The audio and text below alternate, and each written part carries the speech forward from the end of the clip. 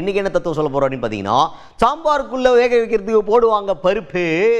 என்னையுமே நம்ம ஒரு தப்பு பண்ணிட்டோம்னா தயங்காம யோசிக்காம ஒத்துக்கணும், ஒத்துக்கிட்டு ஏற்றுக்கணும் அந்த தப்புக்கான பொறுப்பு. ஏன் இதை சொல்கிறோம் அப்படின்னா, இந்த பழக்கம் நிறைய பேர்கிட்ட இல்லை.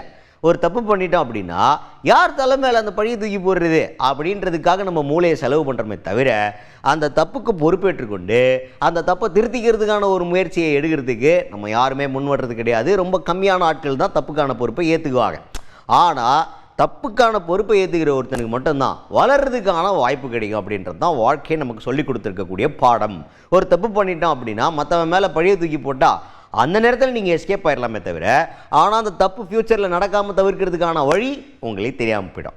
அதே அந்த தப்பு நம்ம தான் பண்ணோம், நம்ம தான் அதை பொறுப்பேற்றுக்கணும் அப்படின்னு ஏற்றுக்கிட்டிங்கன்னா அந்த தப்பை திருத்திக்கிறதுக்கான ஒரு வாய்ப்பும் கிடைக்கும். ஃப்யூச்சரில் இந்த மாதிரி தப்புகளை தவிர்க்கிறதுக்கான ஒரு பொறுப்பும் உங்களுக்கு வரும். இதை மட்டும் ஃபாலோ பண்ணுங்கள். எப்பவும் எந்த ஏற்றங்களும் அடைய வேண்டாது. வாங்க இன்றைக்கி என்னென்ன முக்கியமான ஏற்றம் இருக்குன்றதை பார்த்துருவோம்.